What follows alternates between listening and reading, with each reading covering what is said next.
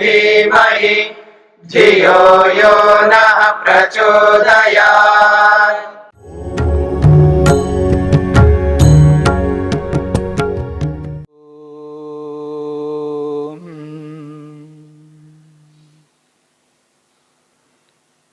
मन को रोकने के उपायों पर विचार चल रहा है। महर्षि पतंजलि ने समाधि पाद के 35वें सूत्र में 5 प्रकार के ऐसे उपाय बताए हैं, प्रत्येक व्यक्ति उन उपायों को अपना सकता है। विषयवती वा प्रवृत्तिरुत्पन्ना मनसः स्थिति निबंधनी कहा है। विषय वाली जो प्रवृत्तियां हैं, वो उत्पन्न हुई प्रवृत्तियां मन को स्थिर करने में, एकाग्र करने में कारण बनती हैं। और जो प्रवृत्तियां हैं वो प्रत्यक्ष प्रवृत्तियां हैं, जो संयम के माध्यम से प्राप्त होने वाली प्रवृत्तियां हैं, जिनको दिव्य गंध, दिव्य रस, दिव्य रूप, दिव्य स्पर्श और दिव्य शब्द के नाम से प्रस्तुत किया है। और इन उपलब्धियों को प्राप्त करके मनुष्य मन को स्थिर कर सकता है, एकाग्र कर सकता है, संशय को मिटा सकता है और समाधि प्रज्ञा की ओर अग्रसर हो सकता है। इसलिए महर्षि वेदव्यास ने स्पष्ट शब्दों में कहा है, इत्येता वृत्तयः उत्पन्नाः चित्तं स्थितौ निबध्नन्ति संशयं विधमन्ति समाधि प्रज्ञायां च द्वारी भवन्ति इति। ये प्रत्यक्ष अनुभूतियां जो उत्पन्न हो रही हैं, ये उत्पन्न होकर के मन को स्थिर करने में समर्थ बनती हैं और मन को ऐसा बना देती हैं जिससे मनुष्य संशय से दूर हो जाता है। ये उपलब्धियां संशय को मिटा देती हैं और समाधि प्रज्ञा की ओर मनुष्य को, योगाभ्यासी को अग्रसर करती है। महर्षि वेदव्यास ने एक बहुत विशेष बात कही है, जिस ओर प्रत्येक योगाभ्यासी को ध्यान दे करके समझना चाहिए। वो ये कहते हैं, यद्यपि ही तत्तत् शास्त्र अनुमान आचार्योपदेशै अवगतम अर्थतत्वम सद्भूतमेव भवति। महर्षि वेदव्यास कहते हैं, यद्यपि तत्तत् शास्त्र अनुमान आचार्योपदेशै अवगतम अर्थतत्वम सद्भूतमेव भवति। यद्यपि जो शास्त्र है यानी वेद है, वेद को यहां पर शास्त्र शब्द से कहा है। वो कहते हैं वेद और अनुमान यानी अनुमान प्रमाण और आचार्य उपदेश, ऋषियों का जो उपदेश है, ऋषियों ने अलग अलग शास्त्र बना करके उपदेश किया है। एक है वेद, जिसको शास्त्र शब्द से महर्षि वेदव्यास कहते हैं। ऋग्वेद, यजुर्वेद, सामवेद और अथर्ववेद, ये चारों वेद यथार्थ कहते हैं, सत्य कहते हैं, उचित कहते हैं। वेद का जो भी प्रतिपादन है वह प्रतिपादन सत्य से ओतप्रोत है, प्रमाण से युक्त है, यथार्थ है। और जो अनुमान हम लगाते हैं, प्रत्यक्ष के आधार पर जो हम अनुमान करते हैं, वह अनुमान यथार्थ होता है, क्योंकि वो प्रत्यक्ष पूर्वक होता है। समस्त पदार्थों को बनाने वालों को हम देखते हैं, बिना बनाने वाले के कोई भी पदार्थ उत्पन्न नहीं होता है। प्रत्यक्ष हम इस संसार में देखते हैं, कोई ना कोई बनाने वाला होता है, उस बनाने वाले के होने से कोई वस्तु बनती है, और जिन बनी हुई वस्तुओं को हम देखते हैं वो बनी हुई वस्तुएं किसी बनाने वाले के कारण से बनती हैं। इस प्रत्यक्ष अनुभूति को हम लोक में देखते हैं। उसी के आधार पर जिस वस्तु को बनते हुए हमने नहीं देखा, उस वस्तु का भी अनुमान कर लेते हैं, इस वस्तु को भी किसी ने बनाया है। किसने बनाया है उसे हमने नहीं देखा, लेकिन ये निश्चित बात है किसी ने बनाया है।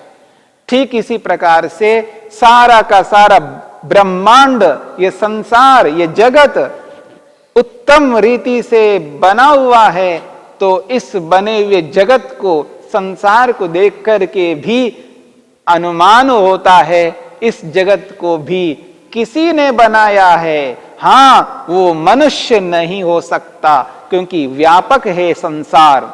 आज तक किसी भी वैज्ञानिक ने, साइंटिस्ट ने इस संसार का अंत नहीं पाया है। बहुत लंबा चौड़ा ये संसार है।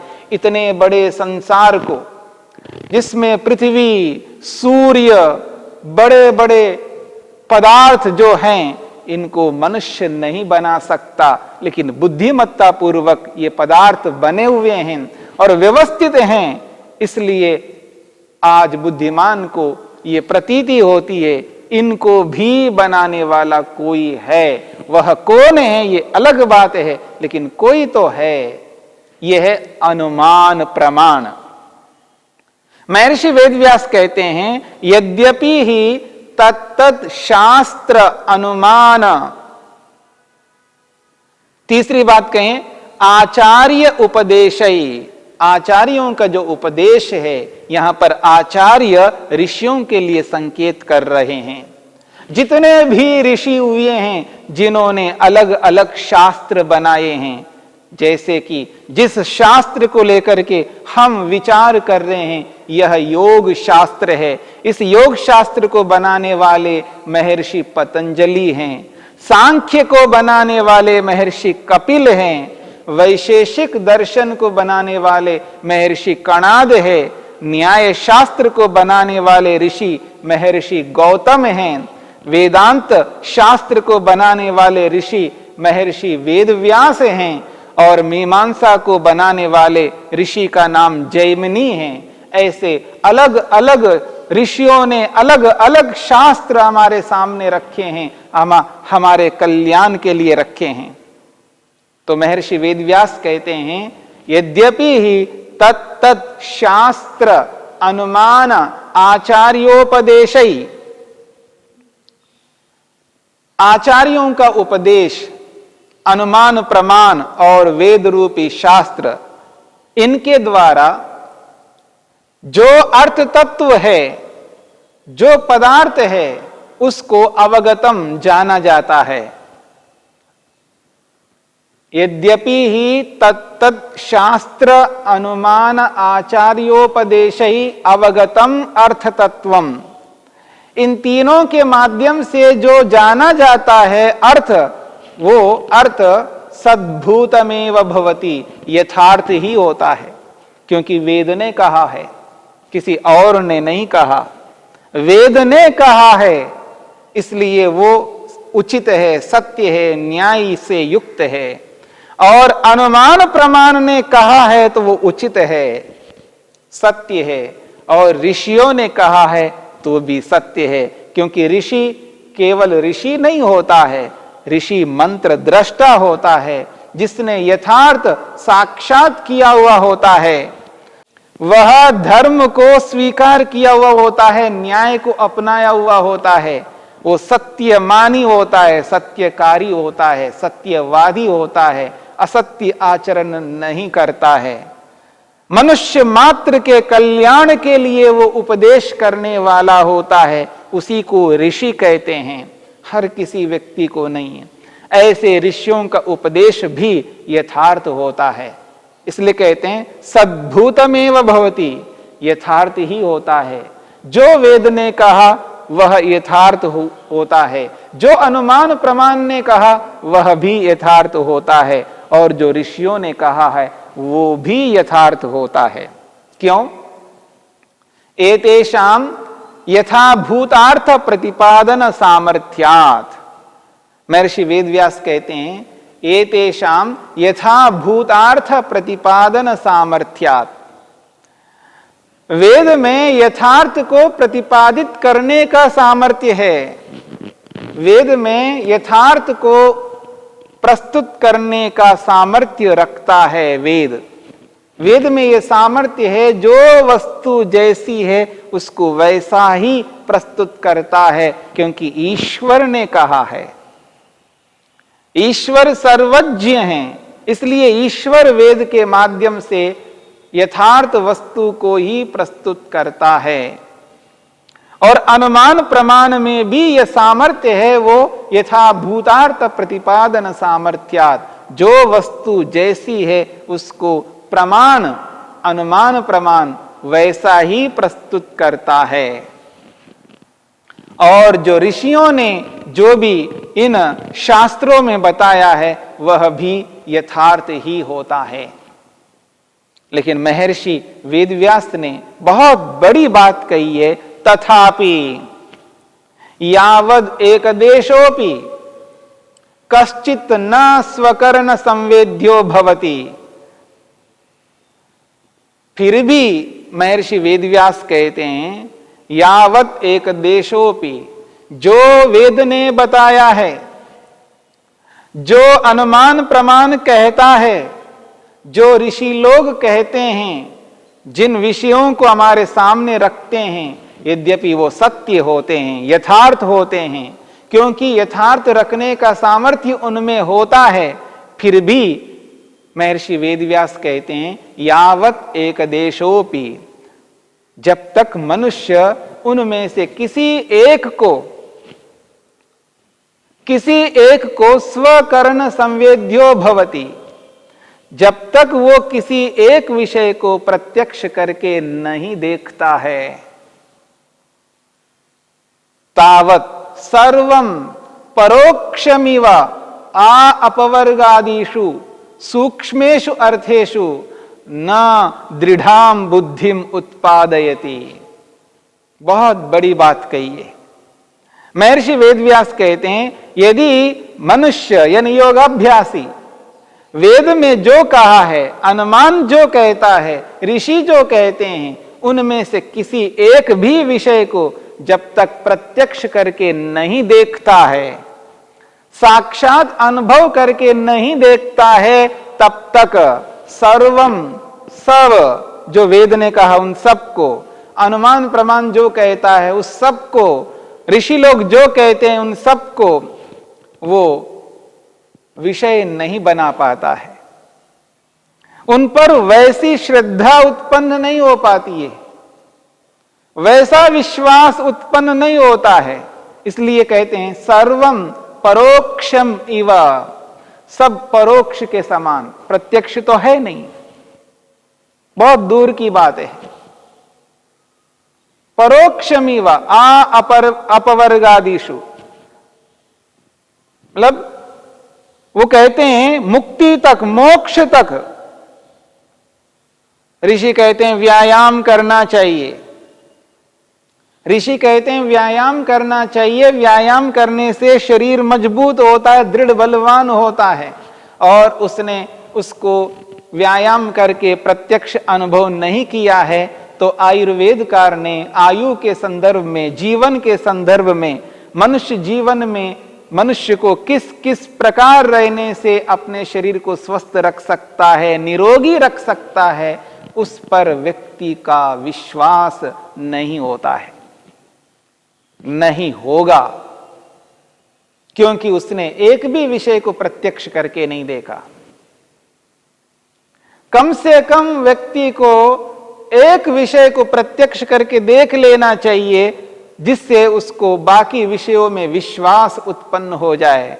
यदि ऐसा नहीं करता है तो महर्षि वेदव्यास कहते हैं सर्वम परोक्षमिव, सब कुछ परोक्ष हो जाएंगे, क्योंकि किसी का उसने प्रत्यक्ष ही नहीं किया, करके देखा ही नहीं है, और बिना देखे उसको नकारता जा रहा है।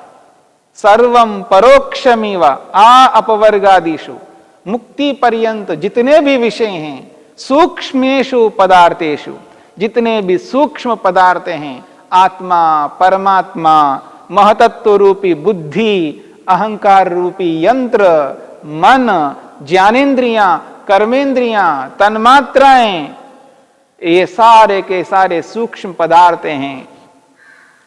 इन सूक्ष्म पदार्थों में न दृढ़ाम बुद्धिम उत्पादयति, इन पदार्थों के विषय में दृढ़ विश्वास उत्पन्न नहीं होता, दृढ़ बुद्धि नहीं बनती, उन पर वो विश्वास नहीं हो पाता है क्योंकि उसने प्रत्यक्ष नहीं किया।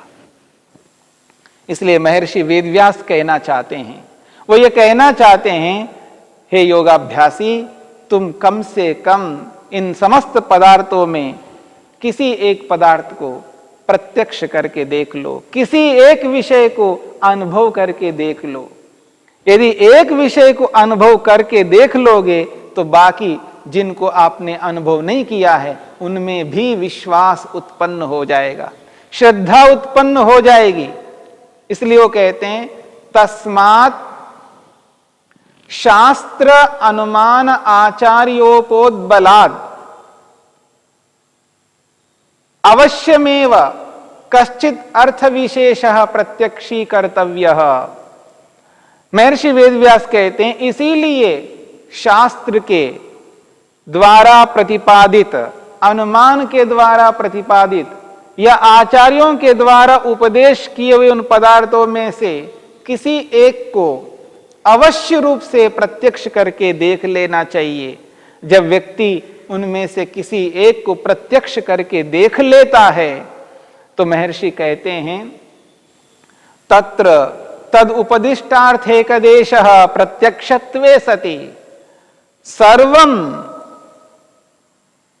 सर्वम सूक्ष्म विषयमपि, जो भी सूक्ष्म विषय है उनमें भी अपवर्गात श्रद्धीयते, मोक्ष पर्यंत जितने भी विषय हैं उन सब के विषय में पूर्ण श्रद्धा उत्पन्न हो जाती है।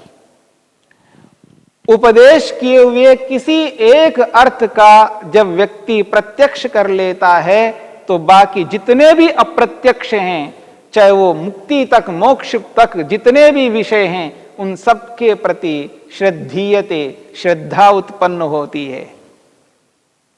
और श्रद्धा उत्पन्न करने के लिए मनुष्य को कम से कम एक विषय को प्रत्यक्ष करके देख लेना चाहिए। इसलिए महर्षि वेदव्यास ने दिव्य गंध की अनुभूति करने के लिए कहा है, दिव्य रस की अनुभूति करने के लिए कहा है, दिव्य रस की अनुभूति करने के लिए, दिव्य शब्द की, दिव्य स्पर्श की अनुभूति करने के लिए बात कही है। और इनको अनुभव करके और उन बड़े बड़े सूक्ष्म विषयों का भी अनुभव करने में सक्षम हो जाएंगे क्योंकि उसमें पूर्ण श्रद्धा उत्पन्न हो जाएगी।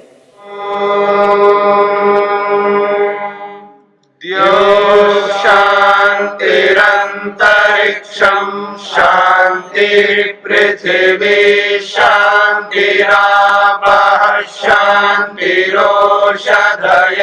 शांतिः वनस्पतयः शांतिर्विश्वे देवाः शांतिर्ब्रह्म शांति सर्वं शांति शांतिरेव शांति क्षमा शांतिरेधि।